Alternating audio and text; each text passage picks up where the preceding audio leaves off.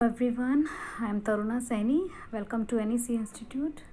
As you know that we were discussing measurement of national income and measurement of national income में हमने 2 topics कर लिए हैं, output method या value added method और second हमने किया था इनकम मेथड और आज हम करेंगे एक्सपेंडिचर मेथड। तो एक बार डिस्कशन कर लेते हैं, रिकैप कर लेते हैं। वैल्यू एडेड मेथड में हमने क्या किया था, वैल्यू एडेड मेथड में तीनों सेक्टर से, प्राइमरी सेकेंडरी और टर्शरी सेक्टर से जो कैलकुलेट होकर आया था वो हमारे पास आया था जीडीपी एट एमपी और फिर जीडीपी एट एमपी में हमने उसमें ग्रॉस से एनएनपी एट एफसी बनाने के लिए हमने उसमें से डेप लेस किया था और डोमेस्टिक और नेशनल बनाने के लिए एनएफआईए प्लस किया था। तो इस तरह से हमने एनएनपी एट एफसी यानी कि नेशनल इनकम कैलकुलेट किया। इनकम मेथड में हमने किया था, हमने 3 चीज़ों को ऐड किया था, compensation of employees plus operating surplus and then mixed income of self employed. ये सब करके हमारे पास एनडीपी एट एफसी आया था और फिर हमने उसमें नेशनल इनकम बनाने के लिए हमने एनएफआई उसमें प्लस किया था। तो आज हम करेंगे expenditure method. So let us discuss expenditure method under 3 सब हेड्स। 3 सब हेड्स में हम इसे पढ़ेंगे। मेथड पढ़ेंगे, क्या होता है ये मेथड, देन स्टेप्स क्या होते हैं, देन प्रिकॉशंस। सो आज हम पढ़ेंगे मेथड्स और स्टेप्स। तो हम मेथड पढ़ते हैं। एक्सपेंडिचर मेथड जैसा कि नेम से ही क्लियर है, खर्च करना। तो कौन खर्च करेगा एक्सपेंडिचर में? ऑब्वियस हाउस होल्ड्स करेगा, प्रोड्यूसर्स करेंगे और गवर्नमेंट करेगा। ठीक है, हाउस होल्ड किस चीज़ पर खर्च करेंगे? हाउस होल्ड भी 2 चीज़ों पर खर्च करते हैं, खाने पीने पर खर्च करते हैं, अपने कंजम्पशन पर खर्च करते हैं, घर बनाने पर खर्च करते हैं। तो हाउस होल्ड जो है वो एक्सपेंडिचर करेंगे अपने फाइनल गुड्स पर, अपने लाइवलीहुड को अर्न करने के लिए, लाइवलीहुड को जीने के लिए। और फिर जो प्रोड्यूसर्स होते हैं, प्रोड्यूसर्स करते हैं इन्वेस्टमेंट मनी अर्निंग के लिए, प्रॉफिट जनरेशन के लिए। तो वो भी एक्सपेंडिचर करेंगे, वो एक्सपेंडिचर करेंगे मशीनरी पर, लैंड पर, बिल्डिंग पर, असेट्स पर, ताकि वो उनसे मनी अर्न कर सके। देन गवर्नमेंट तो दोनों ही काम करती है, गवर्नमेंट कंजम्पशन भी करती है, गवर्नमेंट प्रोडक्शन भी करती है। तो गवर्नमेंट का एक्सपेंडिचर और एक्सपेंडिचर हम किस पर करते हैं? अगर हमने फॉरेन कंट्री से कोई सामान मंगाया है तो हमने एक्सपोर्ट किया और इंपोर्ट किया, तो हमने दोनों काम किए। तो इंपोर्ट अगर हम कर रहे हैं तो हमारा क्या हो रहा है, एक्सपेंडिचर हो रहा है। लेकिन साइमल्टेनियसली अगर एक्सपोर्ट कर रहे हैं तो हमारा सेल भी हो रहा है। तो यानी कि एक्सपेंडिचर करने वाले लोग हमारे पास होते हैं 4, प्रोड्यूसर्स हो गए, गवर्नमेंट हो गए, कंज्यूमर्स हो गए और अगर फॉरेन सेक्टर यानी कि रेस्ट ऑफ द वर्ल्ड से भी अगर आप डील कर रहे हैं तो वो भी हो गया। तो एक्सपेंडिचर मेथड में क्या होगा students, expenditure method measures the final expenditure, यानी कि हम इसमें वो चीज़ लेंगे जो फाइनली हम एक्सपेंड कर रहे हैं फाइनल गुड्स पर अपनी कंजम्पशन के लिए या प्रोडक्शन पर्पस के लिए। इस बात का ध्यान रखना है, नॉर्मल रेजिडेंट्स होने चाहिए कंट्री के और विद इन अ ईयर होना चाहिए। अब नॉर्मल रेजिडेंट और with in the domestic territory of the country. Domestic territory और नॉर्मल रेजिडेंट का मतलब और 1 ईयर का मतलब आपको अच्छे से पता है। Domestic territory doesn't mean the political boundary. Domestic territory includes all the region, all the boundary in which the goods, the capital and the persons can move freely. So अगर मान लीजिए हमारी कंट्री के कुछ लोग अब्रॉड में जाकर कुछ स्पेंड करके आए हैं तो वो हमारी कंट्री के रेजिडेंट है, तो वो एक्सपेंडिचर भी हमारा होगा। लेकिन अगर किसी नॉन रेजिडेंट ने यहाँ पर एक्सपेंडिचर किया है तो वो हमारा नहीं होगा। तो हमें ध्यान रखना है कि रेजिडेंट्स ने ही एक्सपेंडिचर किया और दूसरा डोमेस्टिक टेरिटरी के अंडर हुआ हो। ठीक है, तो और 1 ईयर में हुआ हो, that is from 1 April to 31 March. Then आपका स्टेप्स आते हैं, इसमें 5 स्टेप्स आएंगे। Step number 1, identification of economic units. कौन कौन से इकोनॉमिक यूनिट्स हैं जो एक्सपेंडिचर करते हैं? We have discussed household, then producers, then government and then rest of the world यानी कि फॉरेन सेक्टर। 4 सेक्टर हो गए। अब स्टेप नंबर 2, एक्सपेंडिचर जो हाउस होल्ड करेंगे वो कैसा करेंगे? A, private final consumption expenditure. सभी कंज्यूमर्स को जीने के लिए कुछ खरीदना पड़ेगा, कुछ खाना पड़ेगा, तो वो प्राइवेट फाइनल कंजम्पशन एक्सपेंडिचर है।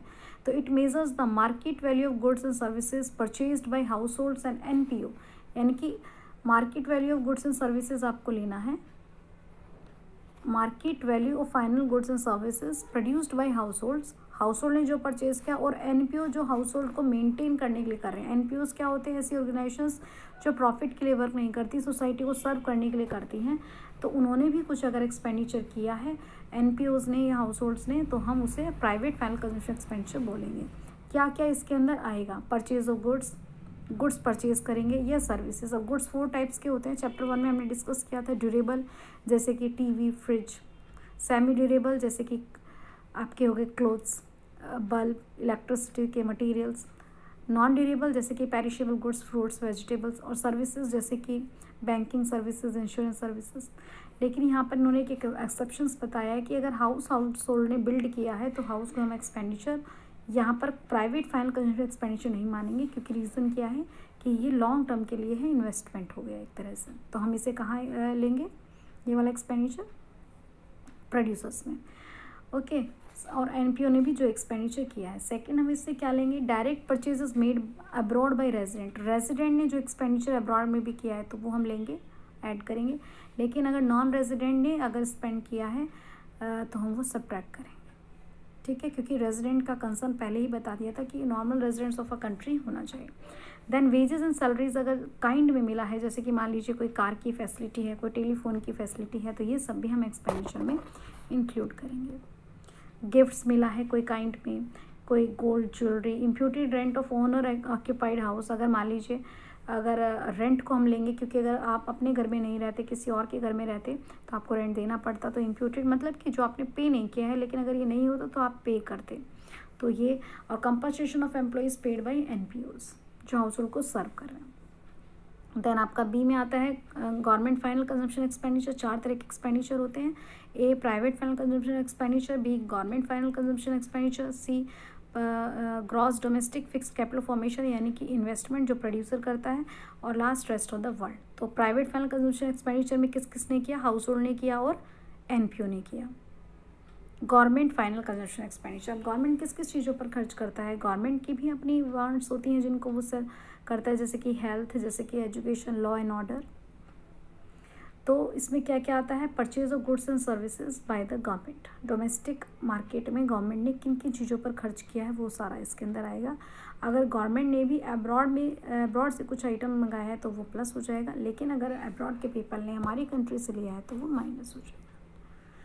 देन आपका आता है ग्रॉस डोमेस्टिक कैपिटल फॉर्मेशन। ये वर्ड ध्यान रखना बेटा, ग्रॉस डोमेस्टिक कैपिटल फॉर्मेशन। अब इसमें दोनों पार्टीज इन्वॉल्व हैं, प्रोड्यूसर्स, गवर्नमेंट भी और प्राइवेट भी।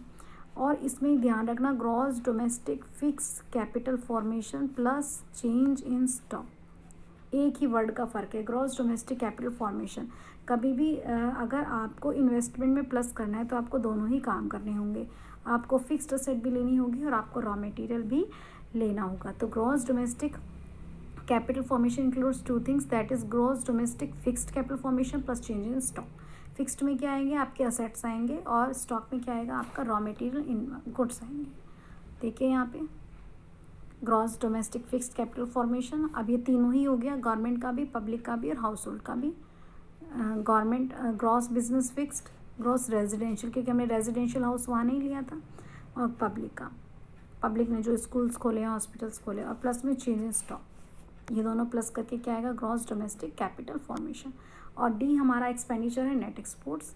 नेट एक्सपोर्ट्स क्या होगा आपका, नेट एक्सपोर्ट्स को हम कैसे लिख सकते हैं, एक्स माइनस एम लिख सकते हैं। X means export, M means imports.